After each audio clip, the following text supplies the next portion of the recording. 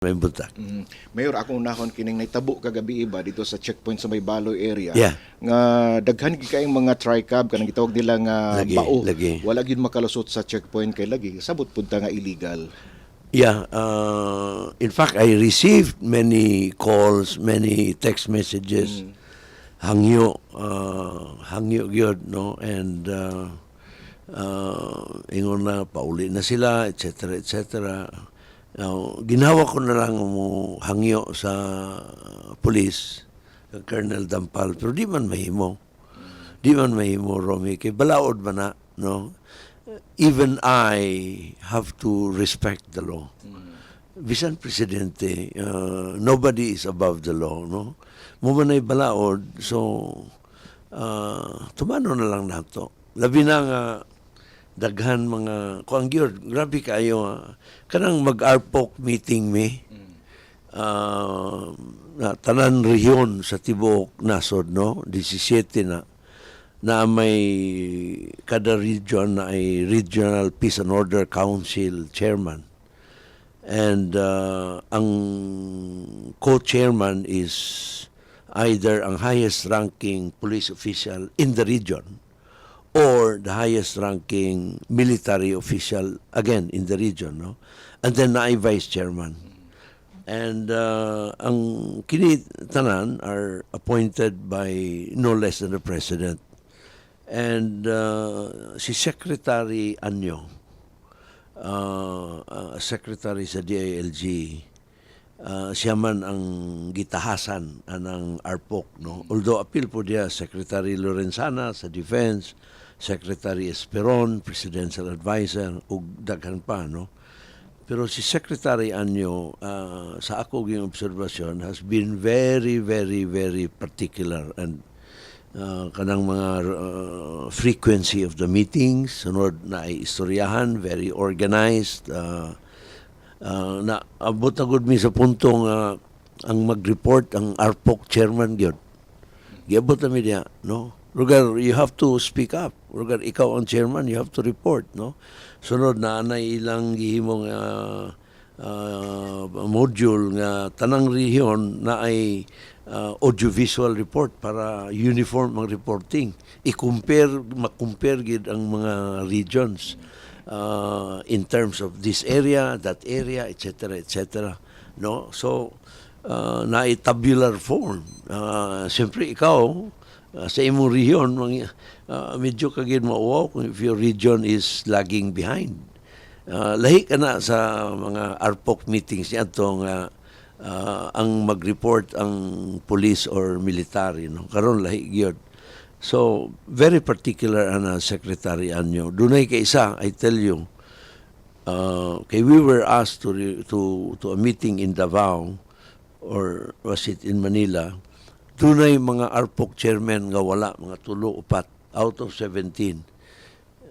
After the roll call, after the calling of the roll, direct si Secretary Anyo sa Secretariat to direct those absent to explain in writing within 24 hours why they failed to make it. Lugar, honest to goodness, kaya na, grabe yun.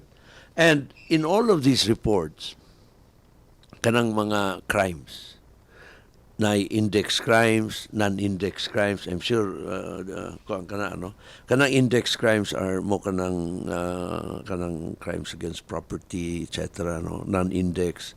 Now i-compare kana naasay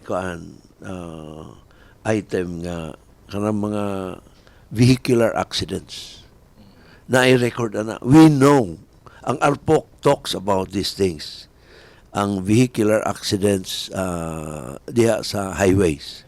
Sunod, unsay main causes sa vehicular accidents. Now, dili sa Mindanao, ang number one cause sa vehicular accident kanang mga sakyanan nga dili dapat gamiton or mogamit sa highway. Mo kanang number one cause. Now, if you hear the report, Romy, wala ka kagyod. Na una ako na ay magbiyahe ko sa highway, na ako makita nga mga bao-bao, mga tricycle. Sus ka, kuanggi ko nga, maluoy man lang pud ko, kay pangitag pamaagi sila yung tao, no? Panginabuhi. Pero, delikado kayo. Now, kini, balaod that has to be enforced. Pareho ra gyapon ni sa road clearing. Pareho ra na sa road clearing. Lugar, na may mga balaod in place, no? Pareho ra gyapon na sa ubang mga areas, no? Now, kini karon lain na pud nga no? Lain na pud nga call it chapter na kanang enforcement sa balaod diha sa highways. And like I said, kagabi, alas 9 na sa gabi, alas 10, naapay text messages ako, hangyo. Pero, lisod man. Kay balaod man. Na, di ba na mahimong kanang dupahan mo? Niya tugod, na yung mga mayor nga mudupa, ako ka na leader, ana. Pero ang mahitabo na nga style, Romy, wala na yun mo respeto sa balaod. Kay na may mayor ng mudupa, na may gobernador ng mudupa. So, we'll just have to admit na we are not above the law. I will be the first to tell anyone who has a problem na I am not above the law. So, di gyud makaya. Ginawa ko na lang, pero di gyud makaya. Sa imong tanaw, sir, unsa kay the best solution ining Walay masakyan ang mga pasahero, labi na mag-off din ang orasa? Unang na-transport plan and usa ka na gyud sa mga problema sa ato, no? Ang kuanggi diya is, ang importante diya is na kay mga alternative roads. Na ay alternative roads. Dili highway. Ayaw gamita ang highway para sa sakyanan nga dili pwede sa highway. Kay ngano, kung imo nang gamiton para sa tanang klase nga sakyanan, daghan ang mga consequences that you would not be happy with. No? Ang solusyon gid ana is na ay mga peripheral roads, alternative roads nga dili highway. Mo kana ang solusyon dia. Now, of course dili-dali.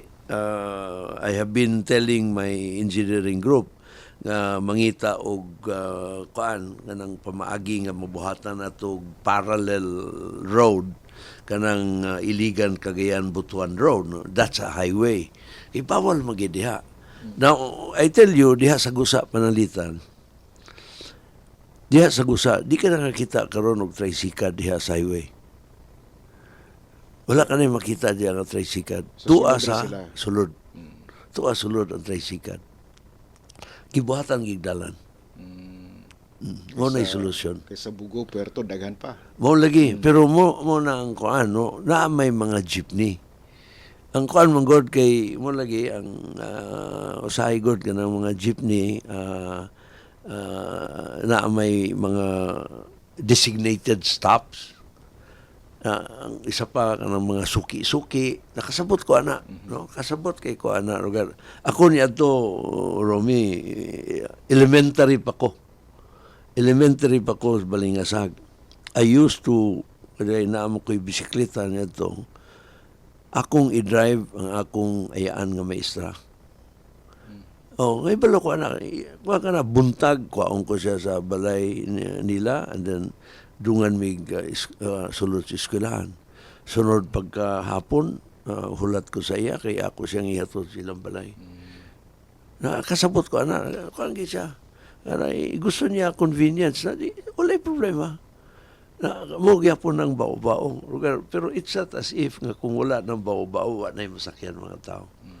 It just so happen nga mo may balaod. Either you change the law or you follow the law. Mura man gid na. Kaya ang balaod, kung di mo sundon, baliwala ka na nga balaod. And then chaos will result and confusion will result.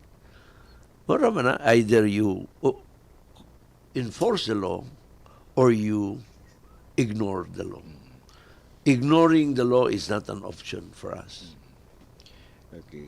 So, Hinana na gina, I know nga maglisod kag sabot ana kay ang naanda na to, duol din sa mayor, duol din sa kagawad, duol dayon sa gobernador nga uy naay problema na dupahan dayon, tawag dayon nga ako ining leader, ako kining tao, solve, problem is solved. No, abi nimo muna Rome ang kanang gitawag nga culture of impunity. Na kung mahimo ka na para sa ana nga mga infractions, what will you say kung buhaton sad ka na sa mga serious crimes? What will you say? No, follow the law. Ang balaod man so atong Balaod tumanon mo. ang Sa balaod. akong tamang yun mo may balaod. Muna nga, we have to realize also the importance of the law. Okay. Dinita sa pikas Abi pa- nimo, just one thing that I'd like to add. Okay. Ang mga Pilipino og tuas gawas nga nasod, may man kayo musunod sa balaod. Oh. So dinhi sa ato dili. Okay, pero we have to change that. We have to change that. Otherwise, the country will continue to deteriorate. We have to change that. Na katong mga Pilipino nga tuas laing nasod nag-asenso. Bito. Nag-asenso sila. Sunod ba sila sa balaod?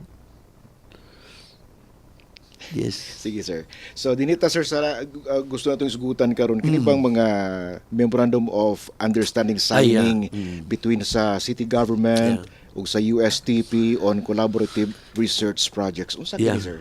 Well, kung nga na, Romino, it's another, I would say, step higher or another upgrade sa atong continuing relationship with USTP. No, karon man gud Rom, ang trend karon, no, bisan asa ka paingon diya sa competitiveness, mga programs like kanang USAID, UN Habitat, JICA, World Bank, ADB, tanan ka na ang mga projects Rom, they always call without fail for partnerships. Mao na karon ang bagong paradigm of governance, no? Na ang governance is not confined sa City Hall lang. City Hall must reach out to the community, the business sector, the academe, the religious sector, the youth sector, the marginalized sectors, and so on. Deal generally with the community. Muna'y gitawag nga whole of society approach. Dili lang whole of nation. Kaya ang whole of nation talks about generally the government, no? All levels of government, all agencies of government working together. Kini is much wider than that. The whole of society approach, no? Other terms are kadungog ani kanang GIA, government, industry, academe, partnering together. So kining atong partnership with USTP, which we formalized, kuan naman ni, actually we had been working together with USTP for some time already. Katong sa kanang atong OBO, kanang atong building permit processing. Do you know nga it was USTP who designed that? Mga engineers and IT experts sa USTP, sila ang nag-design, anak. And then dagan pa uban, no? And then muna nga kinisad ang kuan ani kay si Councilor Ian Mark Nakaya is now taking his doctorate degree, no? Kuan na sa public administration. And classmate niya kini si Dr. Simene sa USTP. So kining initiative sa ilan ni nagikan. Now timing sad nga naay bag-ong presidente karon sa USTP, si President Kultura, sunod new leadership sa USTP. So this is a good way to strengthen and bring to a higher level our partnership, our collaboration with USTP. So ang idea ni Rome is magtinabangay. Ay USTP, dagan ilang kuan dia, ilang nahibawan. ang database nila diha daghan kayo mura nag-library. We don't have to reinvent the wheel. Panalitan, natay plano kanang IT, i-connect na to ang mga opisina. Atong ihimuon natong interoperable, no? Na ay konektado ang tanang opisina sa City Hall. I-connect na tong mga barangay, no? Para di na kinahanglan ang bisigan nga mo andi pa, pwedeng diyan as computer. No, that will save time and resources. Now, these things, pwede ka na ma-design sa USTP for us. Dagan kayo. Okay, Kana pang, do you know nga na ay department sa USTP nga gatabang sa pag-upgrade sa mga local products na to din Na,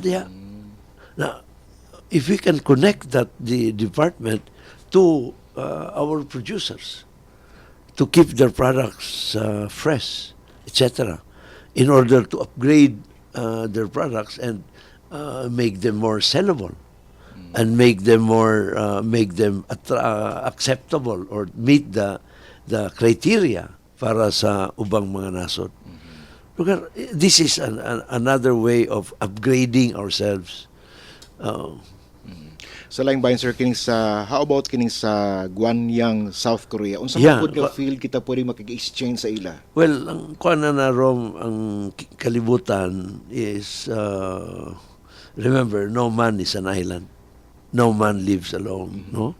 And kining sister city relations regard atong i-harness. And ang Gwangyang has looked up to Cagayan de Oro as also as a special friend, as sister city. Ato sa nang i-reciprocate, no? So, padalatag mga kuan dito ng atong mga empleyado to learn about Korean culture, etc. Kuan na 6 months. Siguro nakapadala na tag tulo na, no? Gidawat po sa South Korea. Sila po dito ila po nang gi-welcome kay makatabang-tabang lugar sad sa kuan lugar sa English dito sa ilang mga opisina. So kuan kana we're collaborating with each other, and so to dili lang siya relasyon nga pangkuan lang, pang photo opportunities lang, no? Naatay mga exchanges. In fact, tonight na ay signing of another memorandum of understanding between the business sector here in Cagayan de Oro and Northern Mindanao and the business sector of Gwangyang.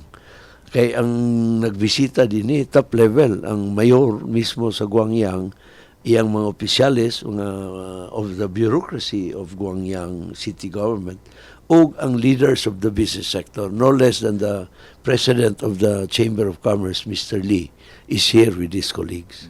So, kita sad, we hosted a dinner for them, and gi-invite sa dato, aside from our department heads, our city council, gi-invite sa nato ang business leaders, Oro Chamber, Promote CDO, Filipino-Chinese Chamber of Commerce and Industry, and then pati yung mga opisyalis, dili lang sa Misamis Oriental, apil sa Bukidnon.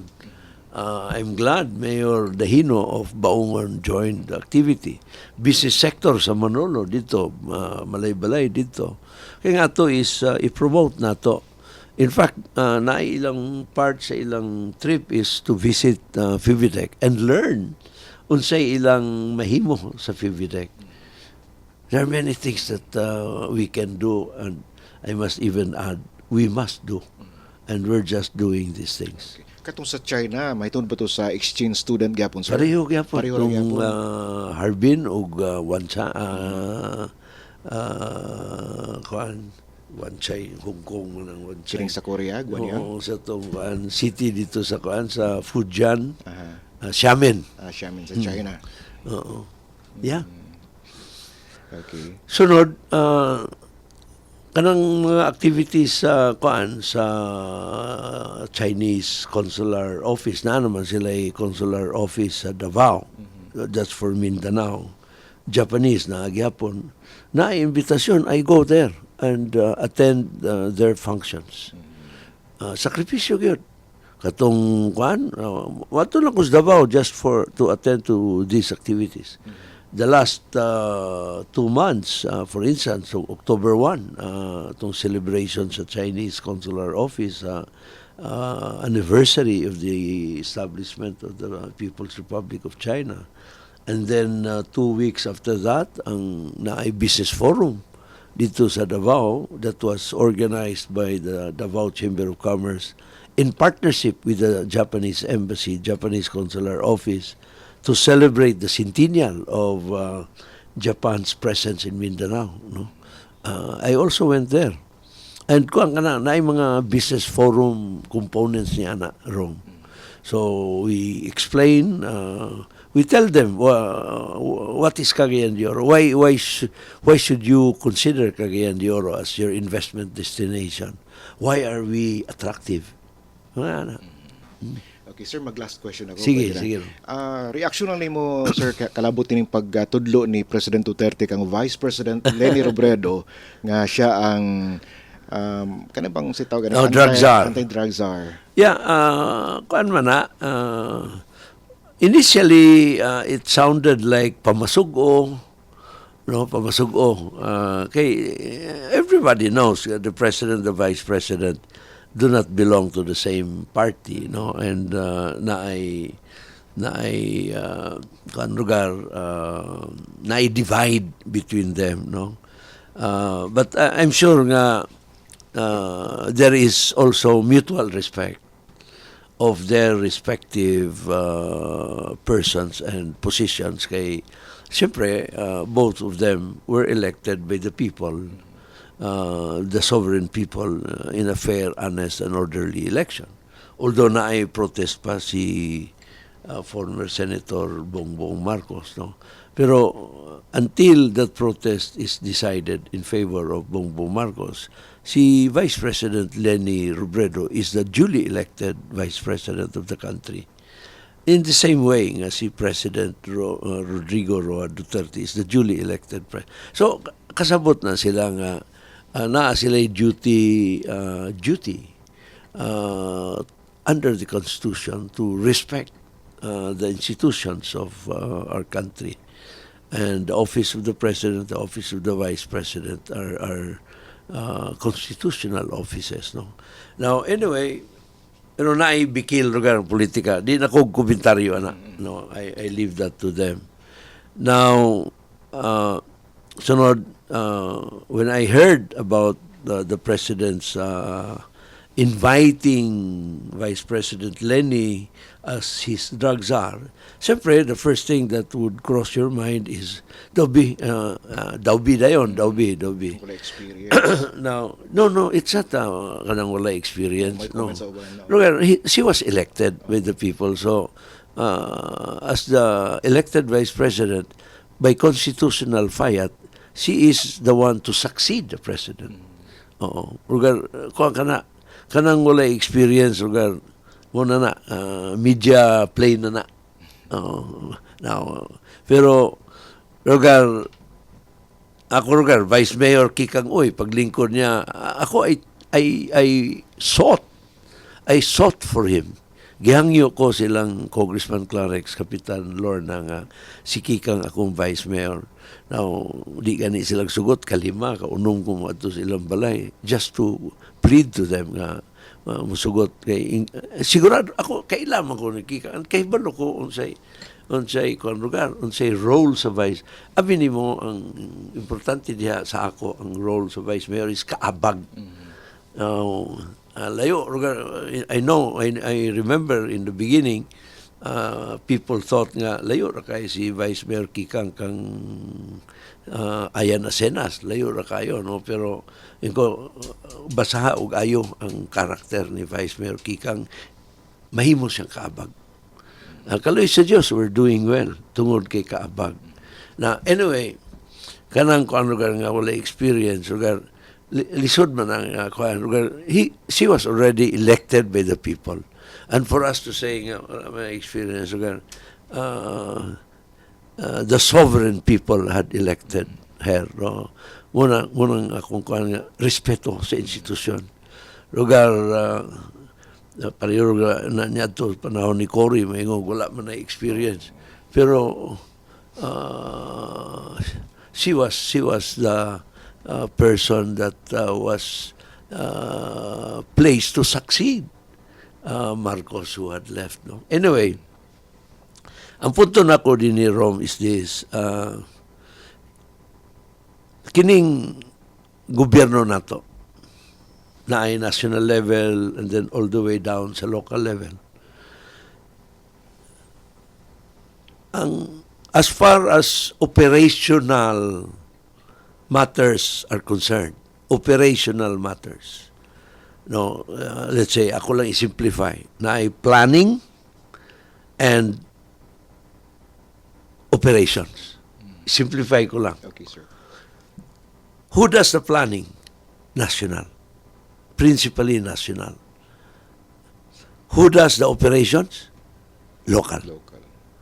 Now, so the other way of saying it is, sa national level, declaration of policies, declaration of philosophies, na mukha. Now, kita sa local, we are not a separate government.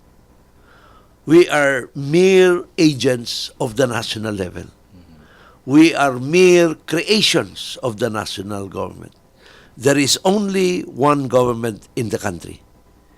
In any country, there can only be one government. Kita sa Pilipinas, the government is the government of the Republic of the Philippines. There is no other government. Na ay local level, kining local level, gi-create kini sa national level para ipasa ang trabaho dito sa local level. Because the national cannot attend to everything, Rome. No, di niya kaya. Pila ka islands, pila ka probinsya, munang ilang bahin-bahin ang probinsya into province, bahin-bahin ang nasod into provinces, into cities, into municipalities and barangays. The idea there is the things that the national government, that government needs to do, gipasa dito sa local level. At mao ka na ang tuyo sa local government code to bring more government services, i-delegate dito sa local level. Sulugoon lang kita sa national government. Under the local government code, we were given the powers and the duty to deliver these services to our people.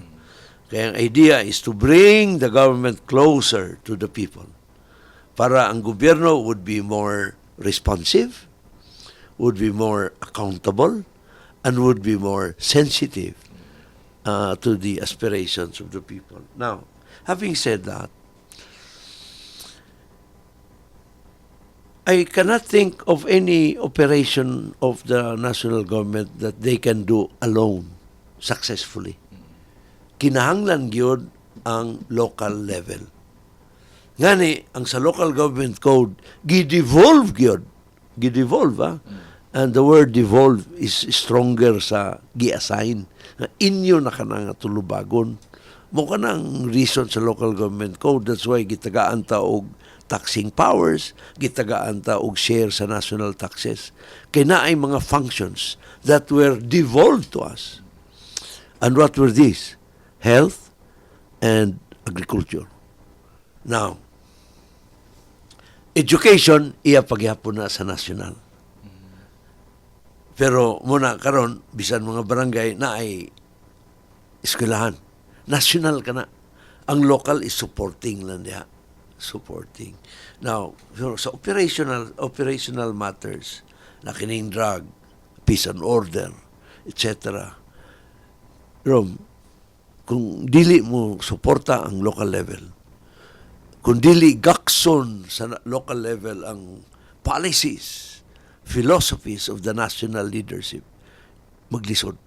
Una akong punto, kining sa campaign against drugs, ang challenge is and should be in the local level.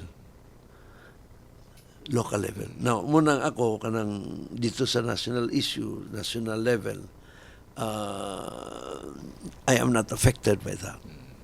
Basta importante is ayuhon na to din pagtrabaho. Ayuhon na to. Ang pag-implement. And then we have strong collaboration, bayanihan with society. Okay. So na ang national level, PIDEA, Police, Bureau of Fire, etc., Department of Health, atong katimbang, atong kauban. Sunod na apod ang business sector, Oro Chamber, Promote CDO, Filipino-Chinese, naapod ang Academe, Xavier, USTP, Liceo, Capital University, COC, tanan ka na. And then we have the interfaith. Interfaith, importante na kayo. Kaloy sa Diyos, kita dinis kagiyan di Oro, we have a very good working team that addresses the drug issue via community-based rehabilitation programs. Namo nang nagpirmahay ta sa PIDEA the other day. Ang reason for that signing is ang PIDEA has offered to help us atong mandatory drug testing in City Hall. So, kanang mga kuan karon dito sa national level, kuan na rom ako good maayo interesting to kuan kay two highest officials of the land. Siyempre, interesado tao sa inahitabo and all that. Pero sa ako is the focus should be on combating drug abuse the right way. Naagid diha. And kana di na to na isalig sa national level. Magtinabangay kita with the national level. Okay. Salamat kayo, Mayor, sa imong oras sa pagani sa Radyo Pilipinas. Salamat. May buntag sa tanan. Uy, Biyernes man day karon, no? Biyernes. Yeah, have a nice weekend, everyone. And kumusta diha sa Higoog Bay? Dakbayan sa Ingog, ug sa lungsod gikas Balinguan, Talisayan, and all the way to Magsaysay. Ug sa tanan, daghang salamat. Have a nice weekend. May buntag. Nabati ninyo mga